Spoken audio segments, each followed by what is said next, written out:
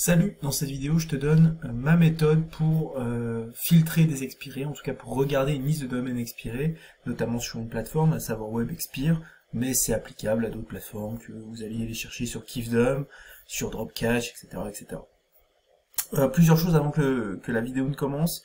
La première, c'est que c'est un pré-filtrage, bien sûr. Quand on va choisir un expi, il faut aller un peu plus dans le détail, il faut aussi possible regarder un historique beaucoup plus précis, aller dans la finesse, et puis ça dépend aussi de l'argent qu'on met sur l'expi. On passe pas autant de temps à vérifier un expi à 50 € qu'un expi à 500 ou à 1000 €. Ça, c'est la première des choses. La deuxième, c'est que forcément, c'est ma méthodo, elle n'engage que moi, et bien sûr, vous devez l'adapter à vos propres habitudes, vos propres process, et aussi aux choses que vous avez vues, aux choses que vous avez pu expérimenter en SEO qui marchent pour vous. Donc moi, je parle de ce qui marche pour moi, et ça n'engage que moi. Dernière chose avant que ça commence, je propose une vidéo privée sur ce que je ferais si je devais recommencer sur le web à zéro, un peu à la manière des vidéos de Jérôme Pasquelin. Donc voilà, si ça t'intéresse, la vidéo est en lien dans la description, et maintenant je te laisse sur le choix d'un expi en direct sur WebExpire. Merci, ciao.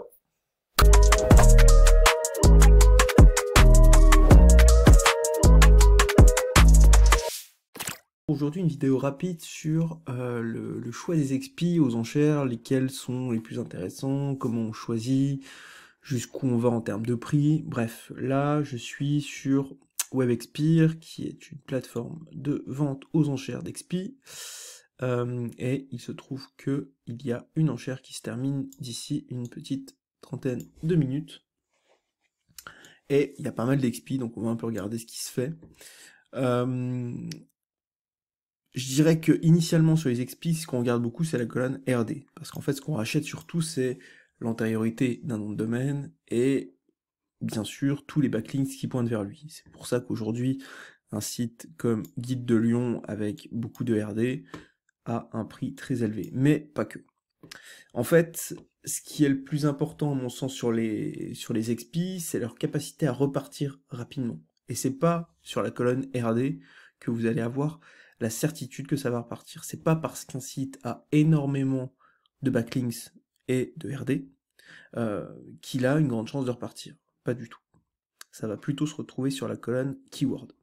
En fait, la colonne keyword, qui est présentée ici sur WebExpire, alors toutes les plateformes ne le font pas, mais globalement, vous pouvez faire le travail quand cette colonne n'existe pas. Ici, elle nous permet de voir le nombre de mots-clés organiques moyens sur sur la dernière année.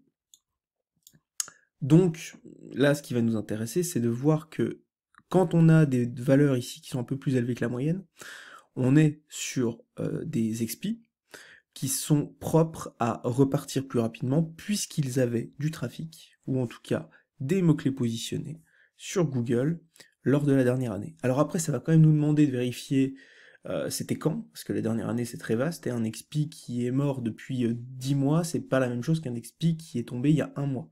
C'est pas du tout la même chose d'ailleurs. Plus l'expi est tombé il y a peu de temps, plus il y a de chances de repartir si vous remettez des contenus sur la même thématique, sur les mêmes URL. Voilà.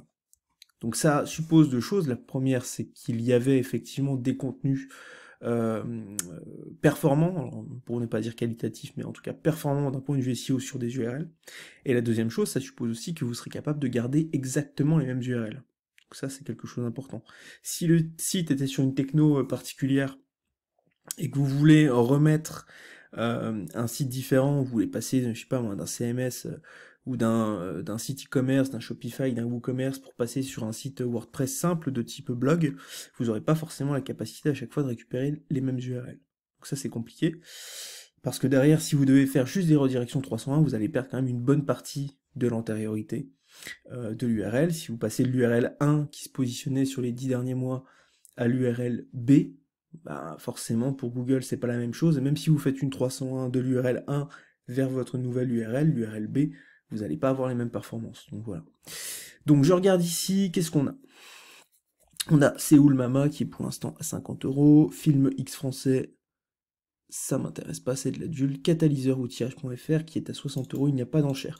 Donc là, quand on voit qu'il n'y a pas d'enchère, qu'il a 104 RD et qu'il a 149 mots-clés, on peut de toute évidence se dire qu'il y a une couille dans le potage quelque part. On va aller regarder sur SEMrush. Voilà, donc bon, c'est un XP qui n'est, voilà, qui déjà est vraiment, je dirais, parti il y a un moment, puisque c'était vraisemblablement vers le mois d'août, à la fin de l'été 2024, donc on va dire que ça fait 6 mois à peu près quand je tourne cette vidéo, donc déjà c'est pas de la première fraîcheur. Voilà. On voit bien qu'il s'est passé quelque chose par ici. En termes de trafic, c'était pas énorme.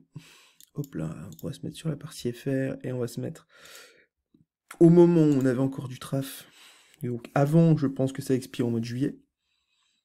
Voilà, donc on avait 157 mots-clés, 124 de trafic. On va regarder les mots-clés en question et on va voir tout de suite sur le format des URL quelle était la typologie de ce site. Voilà. Donc là, on avait effectivement un certain nombre de mots-clés qui ont l'air d'être des mots-clés produits. Par contre, on voit tout de suite quand on regarde les URL, donc catalyseroutillage.fr, /shop, /outillage, /équipement, atelier, etc. Puis après, on a un nom de produit, sans doute avec un numéro de référence.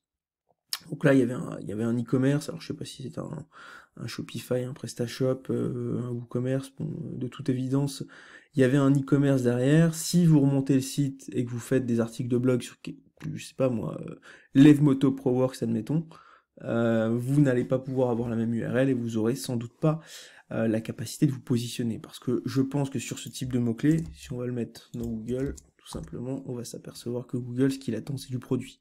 Si vous faites un article de blog sur ça, vous passez complètement à côté de l'intention de recherche et c'est pas la peine de perdre votre temps. Voilà pour catalyseur outillage. On peut regarder un, mais à chaque fois c'est du shop. On peut aller dans l'onglet page qui va nous permettre ici de voir finalement une vue un peu plus ouverte des pages qui se positionnaient. C'est que des pages du shop. Donc là, c'est même pas la peine d'aller voir sur Majestic, de regarder les RD, est-ce qu'il y a du RD rare, etc. Si on est dans une logique de remonter un expiré pour qu'il reprenne rapidement, c'est pas avec celui-ci qu'on va aller très loin. Ok, qu'est-ce qu'on a d'autre? On a makisushi.fr qui a 35 RD, alors c'est pas énorme, ça c'est clair, un petit slow, mais qui a 923 mots-clés. Alors ça c'est intéressant, et on voit que sur celui-là, il y a déjà du monde, 130 €.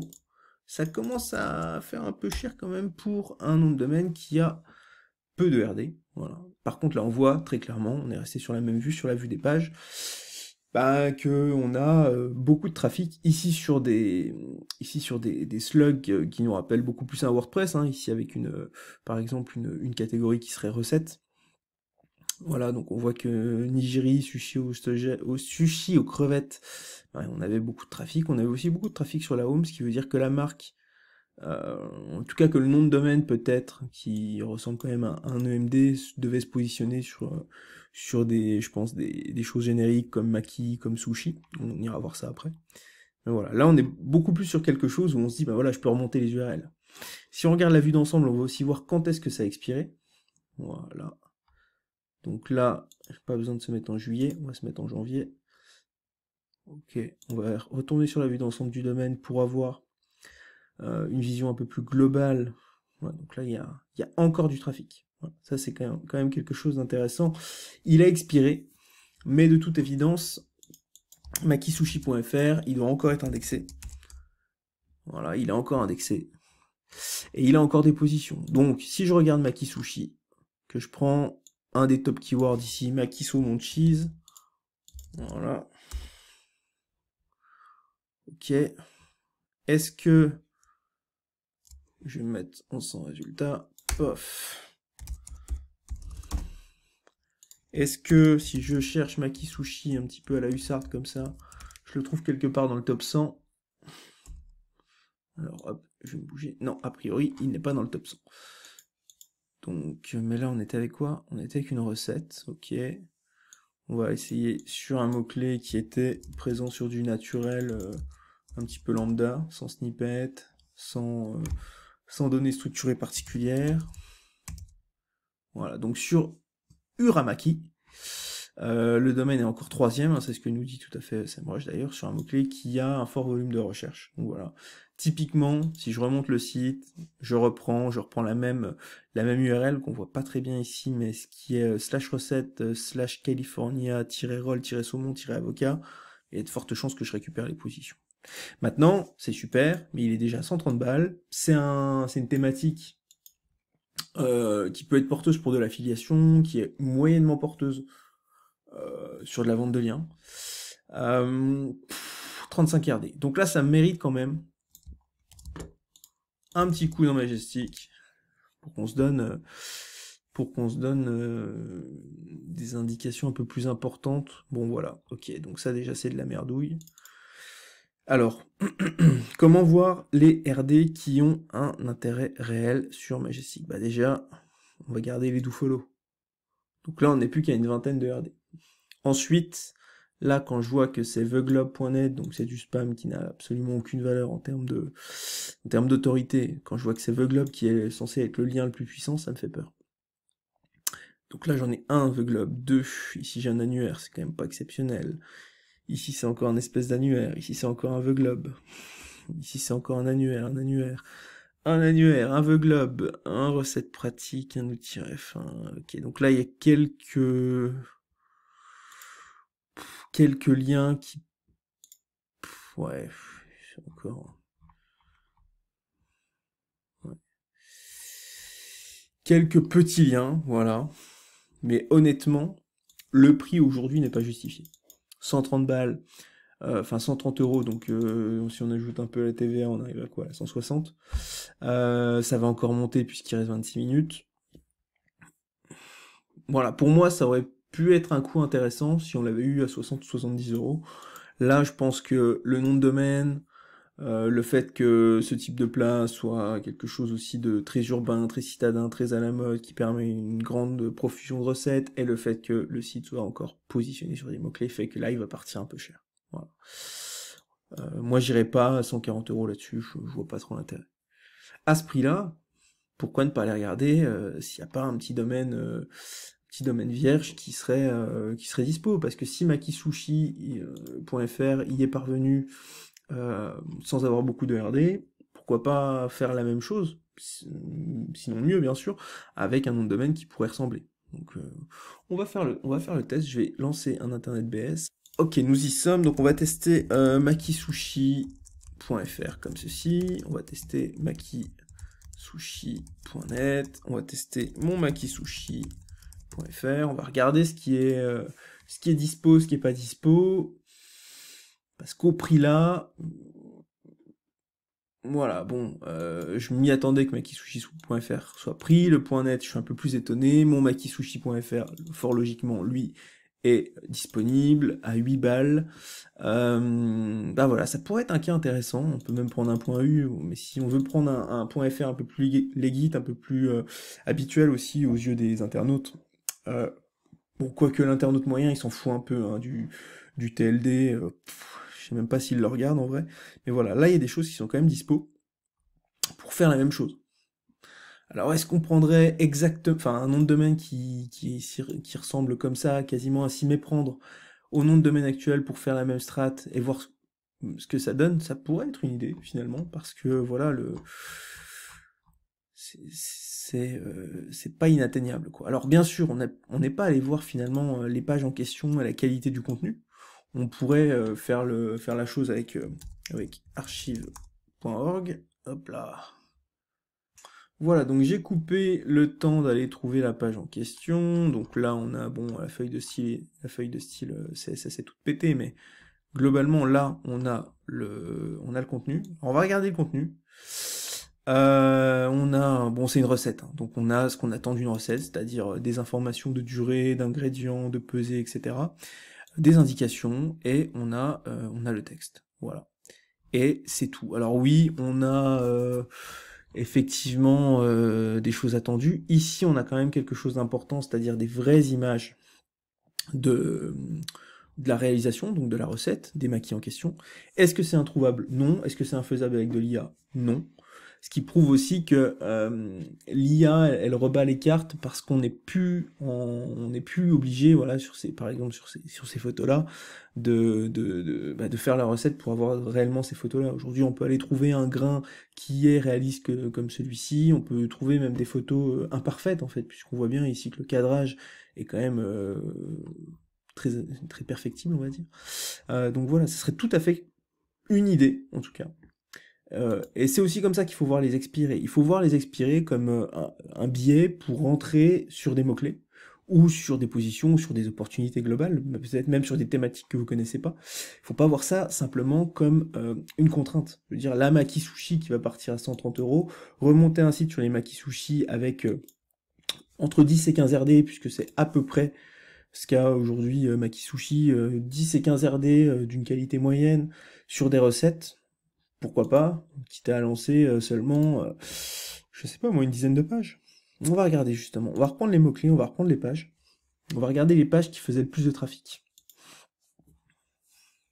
Et je pense pas qu'on ait besoin de remonter 70 pages pour avoir une grosse quantité de trafic, voilà. Donc là, on a déjà une page qui, selon SEMrush, alors attention, SEMrush, c'est un instant T, c'est au mois de janvier.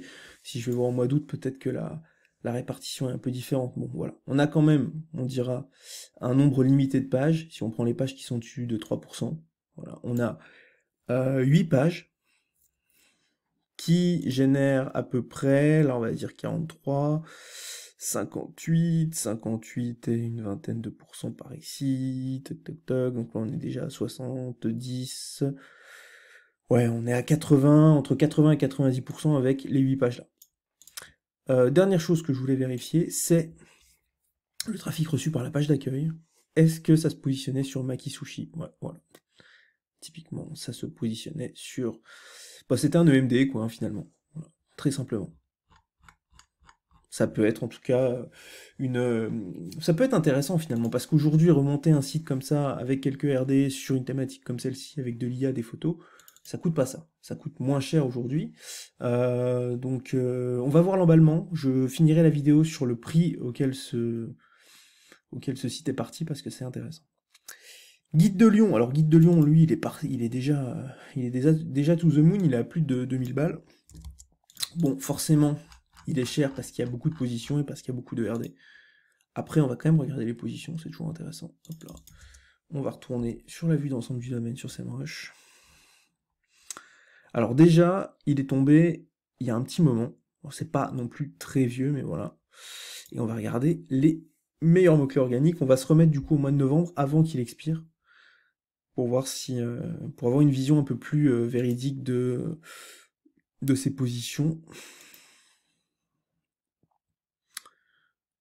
Voilà. Ok. Et puis on va aller regarder l'onglet page, vu qu'il est positionné sur beaucoup de mots-clés, on aura une vision un peu plus synthétique. Voilà. Donc là, on est vraiment sur du touristique, hein, sur la ville de Lyon. Alors il y a quand même des mots-clés comme ça, où aujourd'hui se risquer à refaire les mêmes pages ne donnerait peut-être pas la même, je dirais, les mêmes résultats. Parce qu'un site qui, pendant 3-4 mois, n'a plus répondu autour des univers, autour d'univers comme la boîte de nuit ou la patinoire, je sais pas s'il va récupérer des positions qui finalement sont pas à lui. Parce que trouver, je sais pas moi, les horaires de la patinoire de Lyon, normalement c'est pas sur le guide de Lyon, normalement c'est sur le site qui a trait à la patinoire. On peut tester d'ailleurs. Patinoire Lyon, alors peut-être qu'il y en a plusieurs, j'en sais rien. Voilà, là on a la ville de Lyon, on a encore la ville de Lyon, on a encore la ville de Lyon, on a encore la ville de Lyon. Et j'ai du mal à penser que ce site, si il remettait exactement la même URL autour de ce même univers, avec exactement le même contenu, ce qui n'est normalement pas très opportun de faire, hein, puisque le contenu est quand même est pas propriétaire du racheteur du nom de domaine. J'ai du mal à croire qu'en faisant ça, on retrouverait des positions préférentielles sur des choses liées au patinoire à Lyon. Alors après c'est pareil, peut-être que la page en question n'était pas dans les premières positions, voilà, elle était en people also ask, donc voilà, ça récupérait très peu de trafic au réel. Là c'est juste un petit peu de traf SEMrush, mais ça devait pas être une page qui faisait beaucoup de trafic réel. Voilà, donc moi là rien que le prix fait que je passe, tout simplement. Parce que bon, voilà. On va quand même regarder les RD. Voilà. Parce que 320 RD, bah c'est déjà un bel XP, on n'a pas tous les quarts d'heure des comme ça. Donc on va mettre guide de Lyon. On va regarder la flamme. Parce que la flamme nous laisse quand même à penser qu'il n'y a pas des gros RD. Voilà, c'est pas une flamme qui suit fortement la diagonale. On va sans doute avoir un ou deux RD sympathiques hein, qu'on voit sur le haut, et puis des RD un petit peu plus lambda. Ok. Les RD. Voilà. Donc de 320 RD annoncés, on arrive à 70 do follow. Alors j'ai pas regardé d'ailleurs ici, on était vraiment à 320? Ouais, on a 320 RD annoncés, ici on en a 70 do follow. Ensuite si on note les merdouilles, puisqu'une nouvelle fois ici on a des espèces de... Je comprends pas pourquoi Majestic n'est pas en capacité de filtrer ces trucs-là, parce que franchement les footprints sont quand même très clairs. Donc là on en a quelques-uns, on a beaucoup de visités, machin, ouais, il y a peut-être eu un... Il y a peut-être un petit réseau aussi derrière. On arrive quand même très vite. Et tout ça là, tout ça c'est des domaines qui n'ont aucun intérêt, qui n'apportent aucun jus au site. Donc là on a quand même un paquet quoi. Donc, bon après là on a du petit annuaire, c'est pareil, hein, c'est pas avec ça qu'on fait le café. Bref, ça fait peur là. Quand je vois les website list, on va tester website list. Hein. Donc là on a 15 website list quand je fais mon CTRL F. Sans compter les SEO tools là, qui sont 9, toujours en utilisant CTRL F. Les petits annuaires, les machins, les trucs, là je suis qu'en page 1, on va retester notre website list, donc là on est déjà à 24 RD qui valent pas grand chose, plus 16 RD, donc on est à 40 RD qui valent pas grand chose, et on refait SEO Tool, on en a 2. Donc on a 42 RD sur les 70 restants en dofollow, qui sont pas exceptionnels. Donc, si demain ce site est remonté, il a 28 RD dofollow véritable. Voilà. Alors après, on peut en trouver d'autres, peut-être qu'il y en a qui sont existants mais qui sont plus indexés, qui n'ont pas été crawlés par Majestic depuis longtemps, etc. Mais quand même, voilà, on se dit, waouh, c'est un truc de fou, il est positionné, il a plein de RD, il a 2000 balles, ça doit vraiment envoyer du pâté. Pas sûr. Qu'est-ce qu'on a d'autre? Ici, on a des petits RD. Enfin, des petits domaines, pardon. Là, on a de l'EMD. Alors ça peut être intéressant quand on a une logique ou de marque ou d'achat en vue de revente, ou voilà, je veux dire, paillette.fr à 90 €. Bon, voilà, c'est pas un expiré, ça c'est sûr, mais c'est pas inintéressant. Donc à s'y pencher quand on a une démarche un peu plus long-termiste ou un peu plus de revente, ça peut aussi être intéressant. Mais voilà, football international qui n'a pas eu, à proprement parler, de vie, qui a quand même... ouais, avoir la courbe, elle me paraît un peu étrange, la courbe des mots-clés. Et voilà, qui est déjà à 615 balles. Qu'est-ce qu'on a encore? Fenêtre volée 92. Alors moi, typiquement, c'est le genre de domaine qui m'intéresse pas parce on a un code postal, en tout cas un code départemental qui là va pas m'intéresser. Après, je comprends qu'on puisse remonter des choses là-dessus. Et ici, on a pour la médiation familiale, on va finir par celui-là, puisqu'il a quand même 121 RD, 121 keywords et 12 RD. Bon, ça peut aussi être une stratégie pour aller trouver des mots-clés finalement faciles d'accès, puisque finalement là, on se rend compte que celui-ci qui, a priori, est peu puissant, est positionné sur un nombre important de mots-clés, alors que le site a expiré. Pourquoi pas utiliser ce type de data pour aller trouver du mot-clé. Donc pour la médiation familiale, on va se remettre... Ouais, donc voilà, donc pour la médiation familiale, je vois tout de suite texte touchant pour son ex qu'on aime encore. Ça sent le domaine qui a déjà expiré, qui a déjà été repris par un SEO, qui a déjà essayé d'en faire quelque chose, qui sans doute n'a pas réussi, ou à vendre des liens, ou à faire de la FI, ou à revendre le site, et qui se retrouve à nouveau expiré, parce que quand je vois que pour la médiation familiale se retrouve avec des choses qui sont plutôt liées, plutôt trait à la relation amoureuse ou au dating, j'y crois moyen. Voilà. On va regarder les pages, on va quand même se mettre voilà, au mois actuel. Donc là, il n'y a plus rien du tout. On va quand même checker très rapidement si le site est encore indexé. Bon là, il n'est pas indexé. Voilà, ça peut. Ce qui n'est pas rédhibitoire, mais ce qui est quand même pas un signal incroyable. Et donc, on va regarder sur la vue d'ensemble à quel moment il avait encore des mots-clés. Bon, on voit déjà qu'il y avait Vu l'échelle, on voit que le domaine n'a jamais vraiment performé. On a l'impression que là, il est très haut. En fait, il reste à des niveaux de trafic 183 qui sont quand même très très légers. On va se mettre à un moment où il était un peu assez haut, on va dire. On va aller au mois de juillet 2024. On va regarder les mots-clés, mais je pense qu'on va avoir les mêmes que ceux qui étaient là dès le départ, à savoir, voilà, texte touchant pour son ex, etc. Ouais, bon bah très clairement, une nouvelle fois, l'historique laisse à penser que c'est pas extrêmement intéressant. Si le site avait plus de RD, alors je vais quand même le mettre, mais si le site avait plus de RD, on pourrait se dire bon peut-être que, et encore. Moi je travaille toujours comme ça. D'abord je regarde je dirais l'opportunité en termes de keywords, c'est-à-dire la visibilité que je vais pouvoir retrouver facilement. Et puis si visibilité facile à retrouver existe, à partir de là, je vais sans doute aller plus loin, regarder les RD, etc., etc. Mais si je n'ai pas la certitude en fait que ce site a une grande chance de reprendre, pourquoi prendre un risque? Pourquoi continuer l'étude alors que finalement il y a beaucoup de domaines expirés qui partent aux enchères? Si c'est pas celui-là, ça sera un autre. Voilà. Ok, là il y a un RD du monde mais qui est très ancien, 2014. Donc ça doit être une page qui est crawlée tous les 36 du mois. Qui doit être très très loin dans l'arbre du monde. On a quelques petits domaines à la mort moelle-neu. Ici on a...